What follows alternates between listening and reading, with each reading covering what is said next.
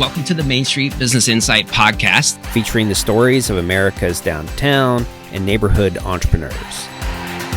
There's so much about being a Main Street business that is intertwined with what it means to be part of a community. The impact that it has on creating jobs, occupying vacant storefronts, improving the quality of life, this is a big deal. What advice would you give to other Main Street businesses? Investing in yourself is the most important thing that you can do. What was that experience like for you to reach out and, learn from others? Any entrepreneur getting into business, I highly recommend find the people that you trust that'll tell you the thing you may or may not want to hear when you need to hear it, and who will stand by you in helping to solve your challenges.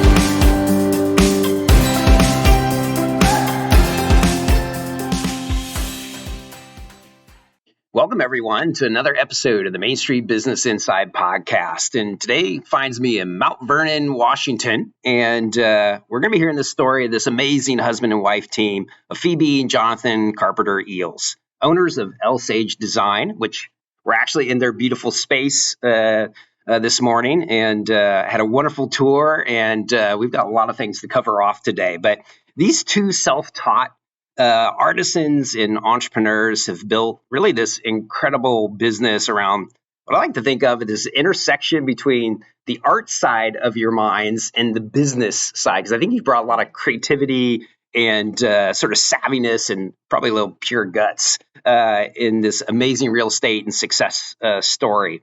As a quick side note, I have to do a couple shout outs, and we've got one person in the studio with a broken leg, Ellen, and we've been joined by this incredible Main Street executive director here in Mount Vernon.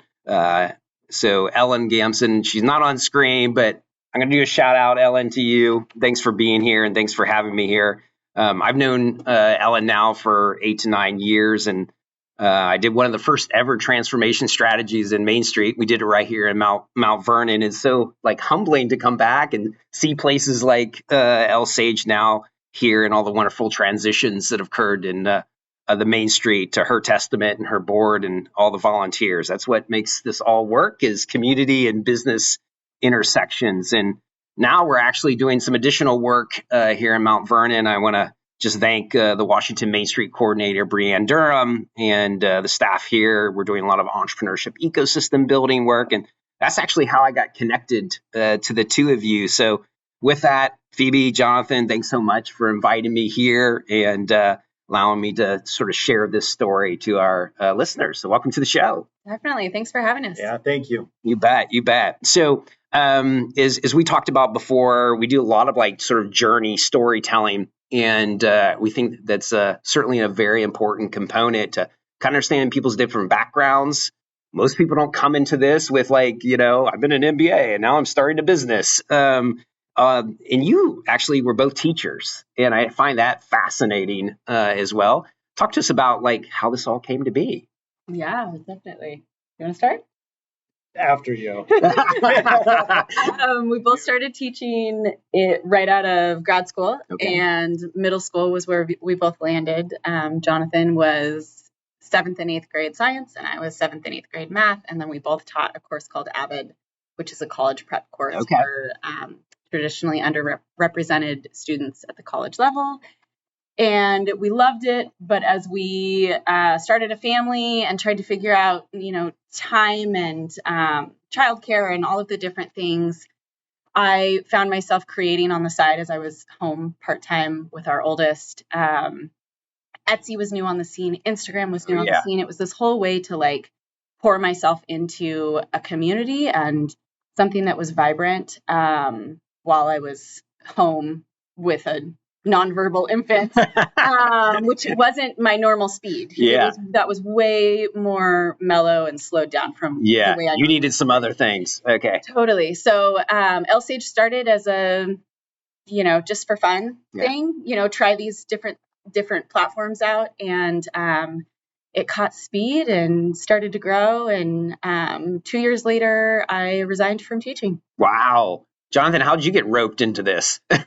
Well, I'm very lucky in that Phoebe built something that started gaining momentum and gaining income, and she was looking to add people into the mix. So I often describe that I had a great interview. And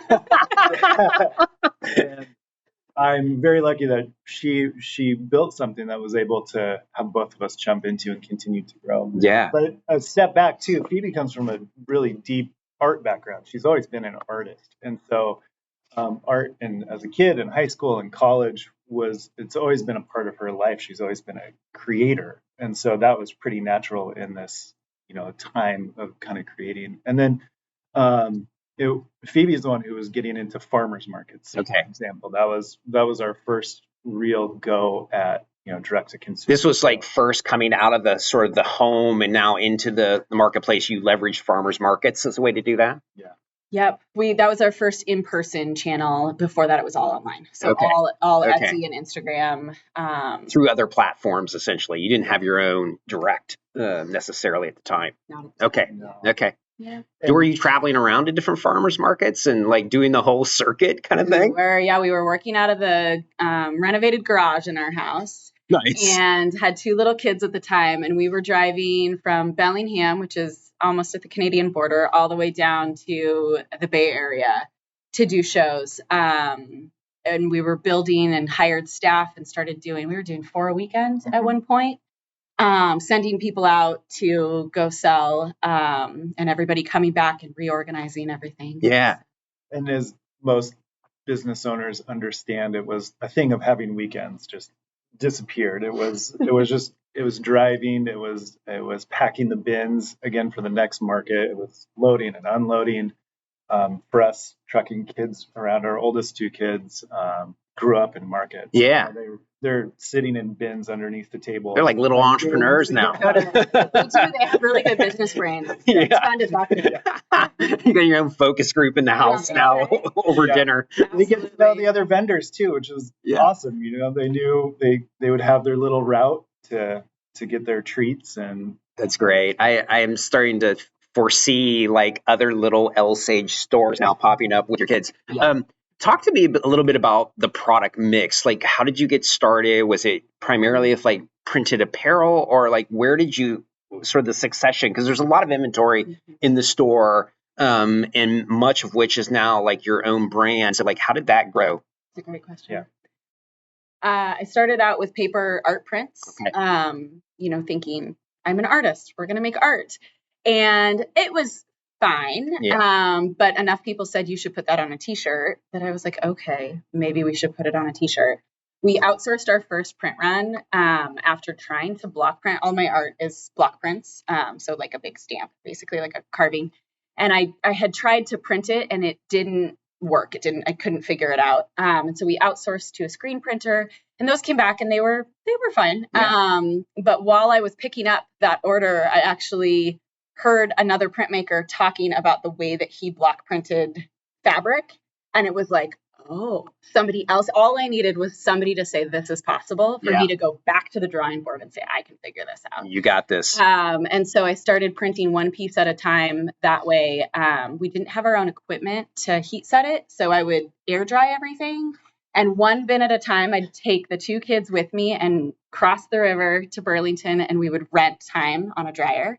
And I would put everything through that was air dried. One bin, one set of things at a time. It was absurd. Oh my gosh. This makes me really like think, sometimes we live in like a YouTube world, Right. which this video will be on, obviously. And you think like, oh, it was just so easy. yeah. Right. These are the realities of when you're starting a business, kind of like the trials and tribulations of just getting a product to market, For sure. Oh I my have gosh. pictures of me with like a 18-month-old on my back. And another kid, drawing at a table, and me renting time in this warehouse, Oh my feeding goodness. things through as quickly as possible. This is note to self. We're going to have that picture on the Right, website, right. everyone. Okay. Well, Totally. and I kind of to your point earlier, thinking back on our starting in our roots, we didn't have this exact plan. We kept growing and gaining fans and making sales, but it was kind of, these incremental movements and then kind of figuring out the next phase while we're in the next phase. You obviously had the artistic side. How did you figure out the business side of this whole journey? Well, again, it's more of learning business as we were going. I think the math and science teaching background certainly helped a bit in the the nitty gritty of bookkeeping, and a lot of trial and error of how to forecast what kind of inventory you need. And when we were doing 4 different farmers markets and then a big art event coming up, how do you buy enough inventory that you're guessing is going to sell? What's going to hit? And so we've always really leaned into data. We've always been very data driven. Yeah. And I think some of that is from the teaching. It's identifying what students are learning and being able to adapt your lesson plans in order to maximize that learning effect. Yeah. And in the same way, what we're doing, either by week or by month, we're looking at sales and how can we kind of forecast? How can we find some data that helps support decisions? Yeah. Were there any particular resources or organizations or associations or just go-tos in general that you leveraged during this time, or was it a lot of just figuring it out?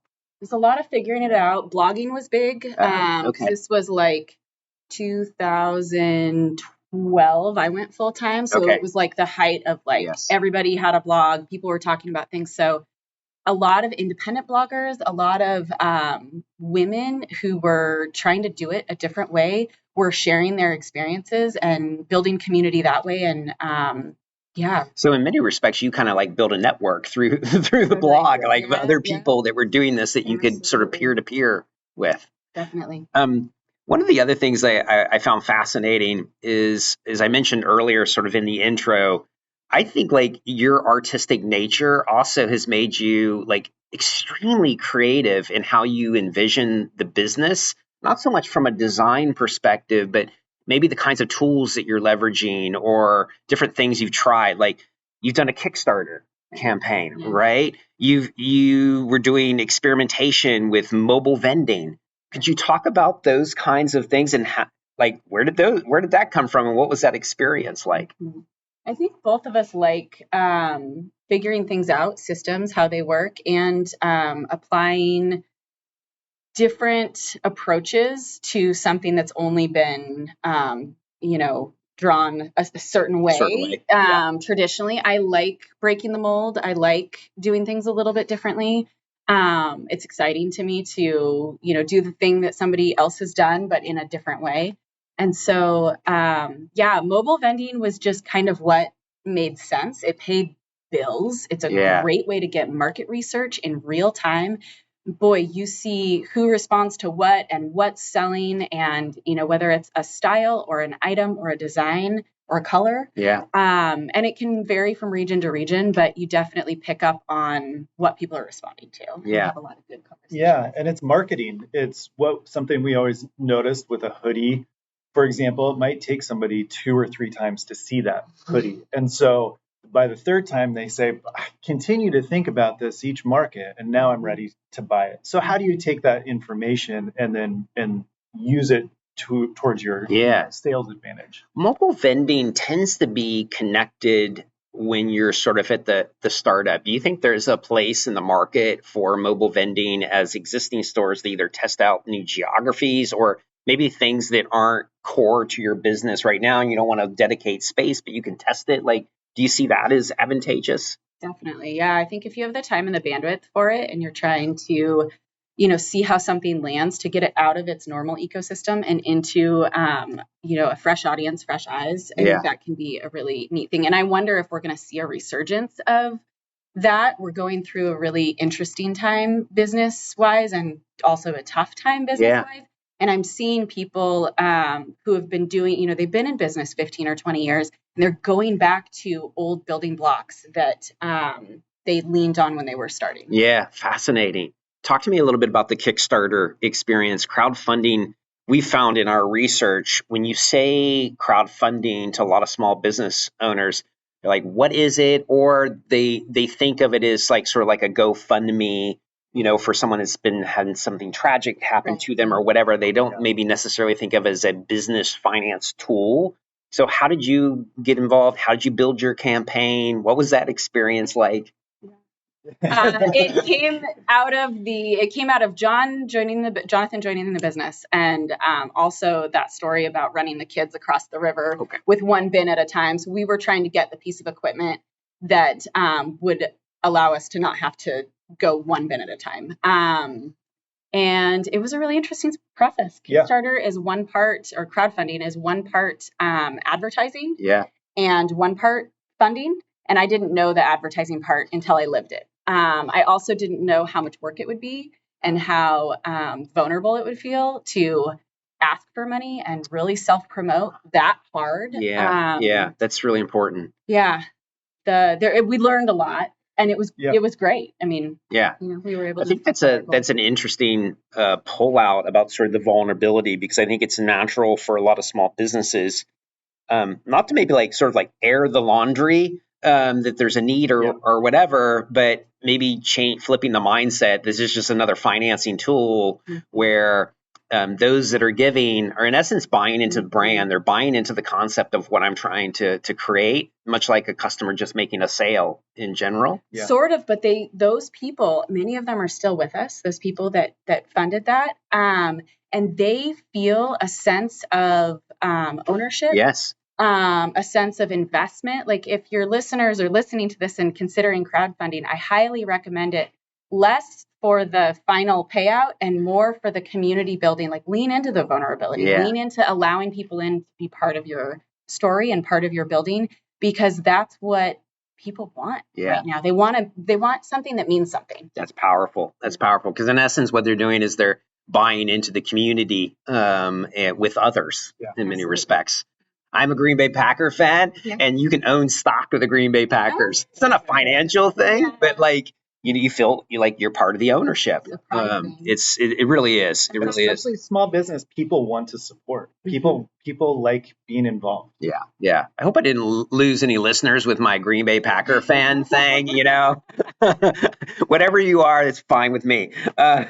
Let's talk about the journey to the physical nature of where we're at in the storefront, because I think that's also been quite the journey for you all. Again, going from home, farmers market, and then a variety of kind of like places and spaces. What's that journey been like?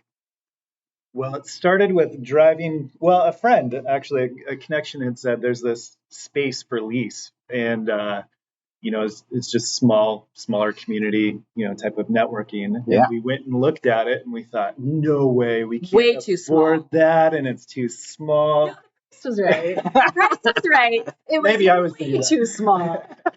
And fast forward a little bit, we had 2 employees, and it kind of morphed into our entire basement. The kids are growing. We just needed to get out, and then we thought, how about we manufacture? We have a little sales space, and we can do that outside of our house. And so we went in and checked this space out, and it was a disaster. The sink drain wasn't even hooked up, so water was just pouring on the floor. It needed a whole overhaul.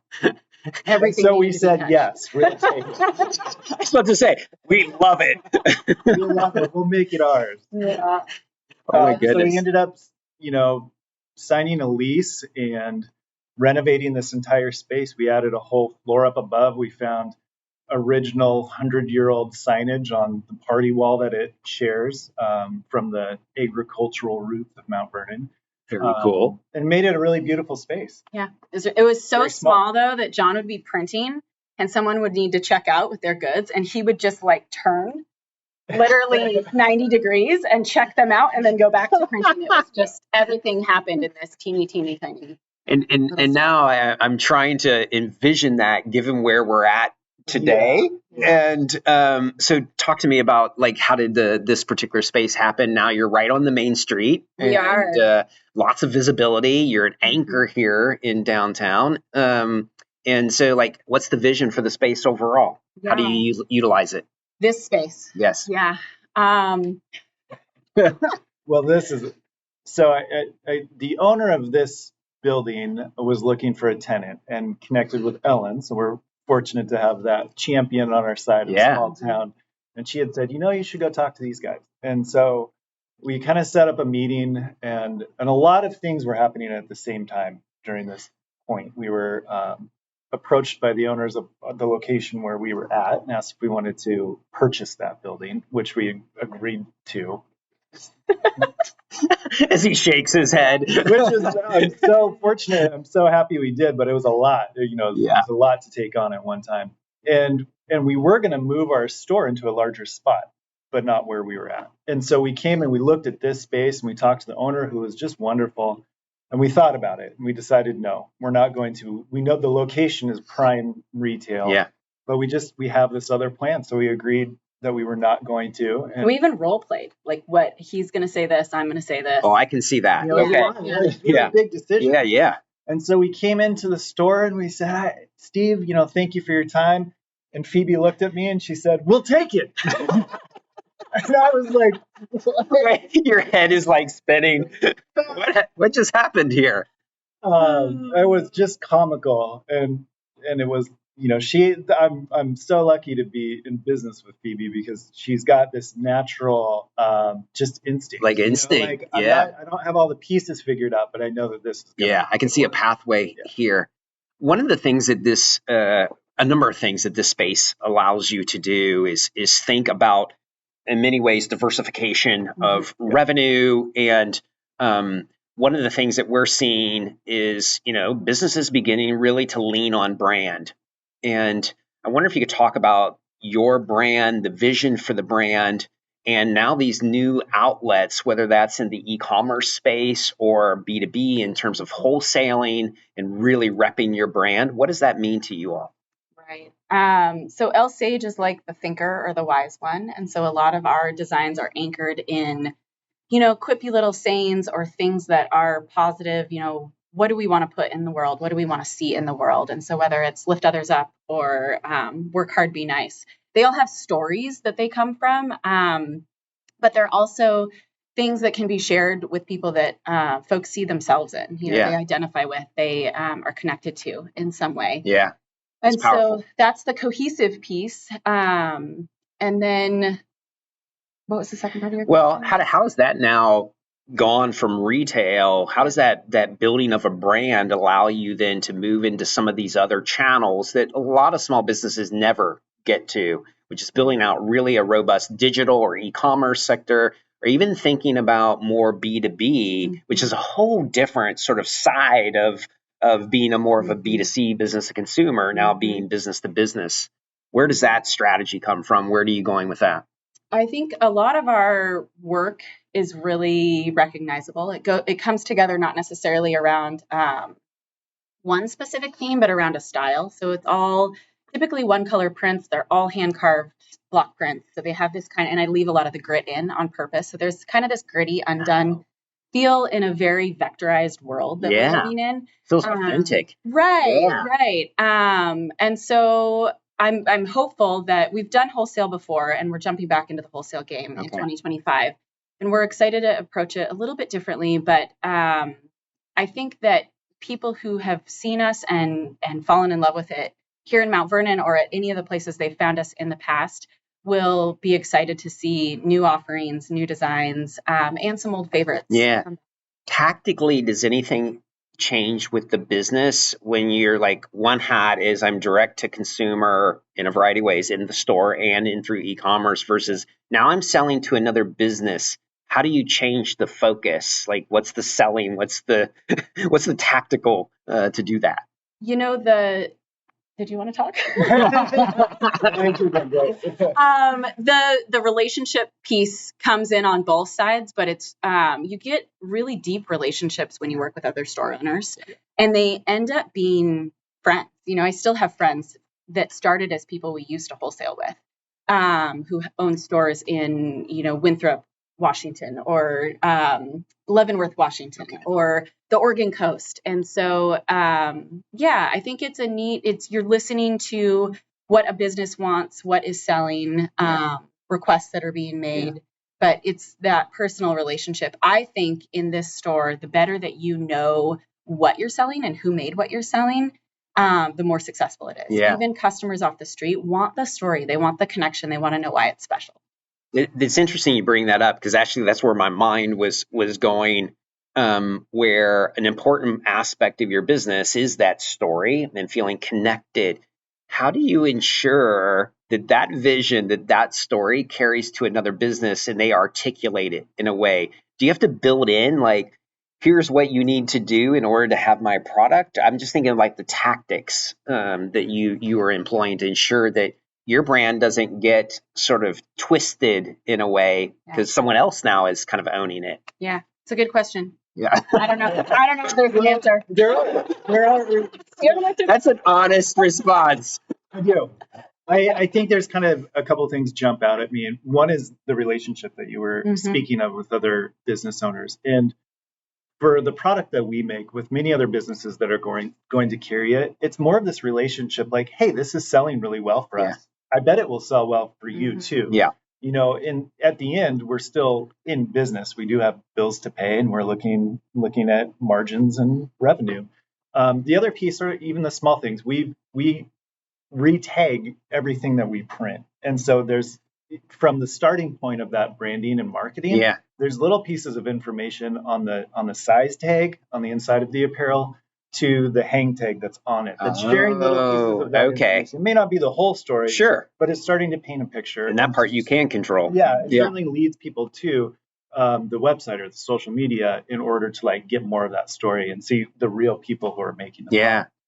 You also don't have to work with people you don't want to. I am. Listen to that. That's really critical. It has happened in the past where I have said, no, thank you. We're all done here, because things have felt like they're out of alignment with who we are, what we stand for, and I appreciate you bringing that up, because I think brand is at your core, and if you allow it to be sort of disrupted or taken over, that's no longer aligning with your vision, that's, to me, that's core function of the business itself. Yeah. We've discontinued designs before because the intention that we had was not how they were being then used in real life. And so it just, it was a cost benefit of, what does this look like? And I recognize it can be hard when you do need that income, you do need that money, but there is, what we've actually learned is when that kind of warning flag goes up, when there's something we're thinking about, it doesn't usually tend to get better from that point. Those are things that often we say in retrospect, like, I saw these signs. And so sometimes you really have to listen to your gut. Yeah. And have the long term in mind versus, I do have to pay bills, but in the long run, if I don't do it now, I might not be around in a few years. Given that you are in an artisan business in terms of where art and creativity are core to the business and to the product itself, we live in a highly, I guess you could call it like fickle society. I mean, where consumers are just all over the place. Is there something that you do, whether it's in data tracking or how you track like consumers coming in and what they're looking at to kind of stay on top, or is it truly like your vision and just sort of thinking ahead? Well, boy, is that a tricky question the last couple of years. Because it has been so, right? It has been wild. We have started working in smaller batches the last few years to see what hits. So we're not rolling, these huge commitments. Things have scaled down in different ways, even though the store has actually scaled up in size. Go ahead. No, price points have changed. Yep.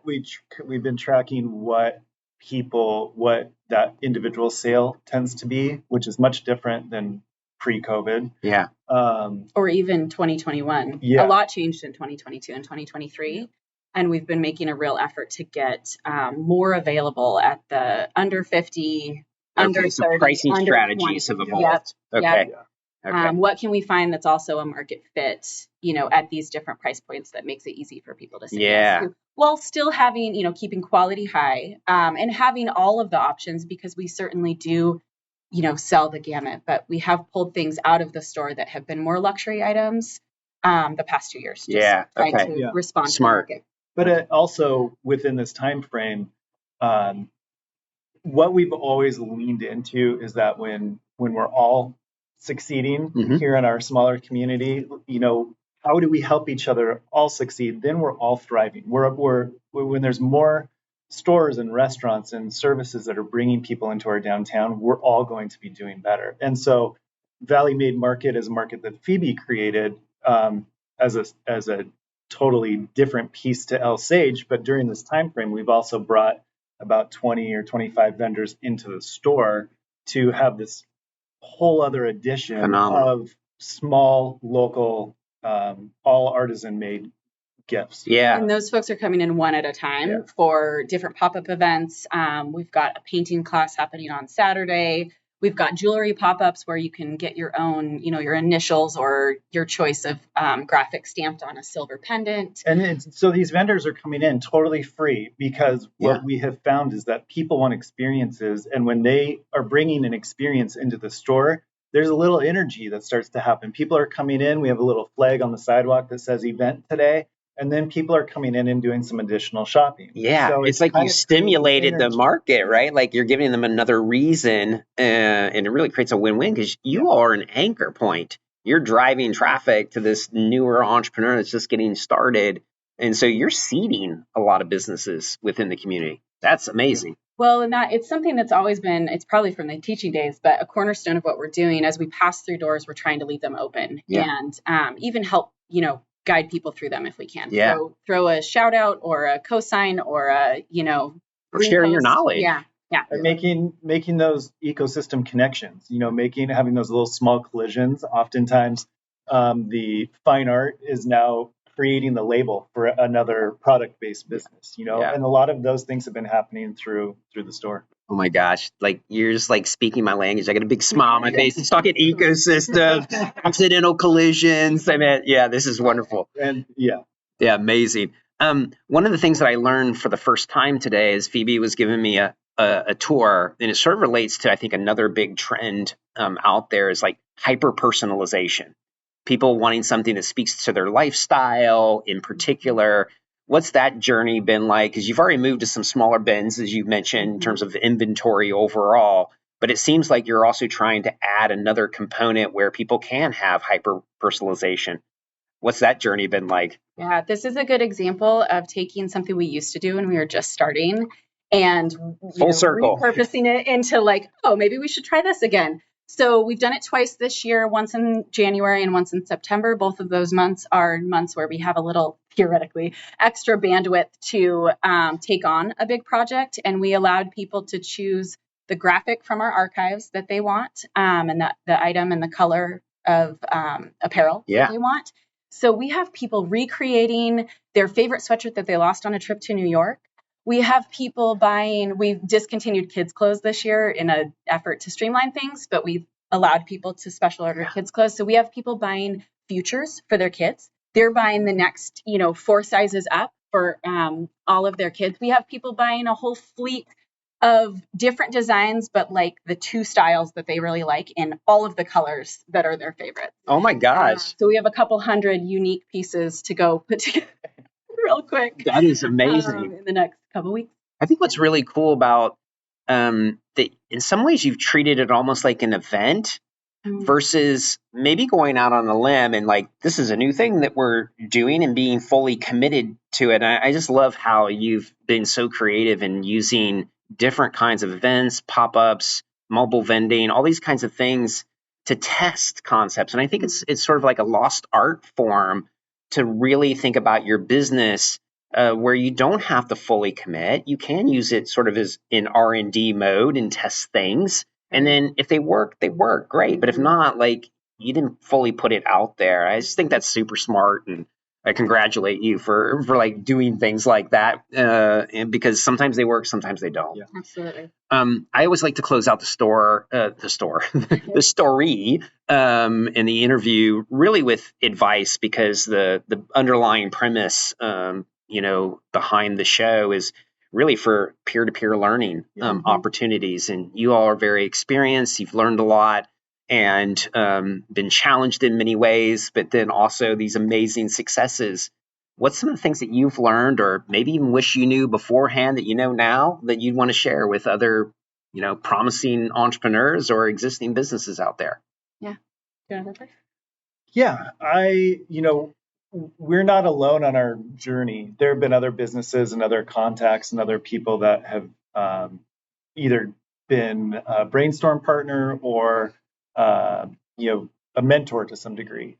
And so the people that are in the community, if you have organizations that are doing meetups, or if you, go out on a limb to introduce yourself to somebody, there's a lot of learning out there from people who are a little bit farther along in business or a little bit more experienced, and that's always been helpful to find those contacts. Yeah, leverage. Okay. I'd reiterate that community piece. It doesn't necessarily have to be mentors. It can be people who are right there in the trenches with you and trying to do a thing. It can be people who are coming up behind you, but it doesn't mean you can't learn something from them or have solidarity with them. Yeah. I also think that in business, like life, the only constant is change.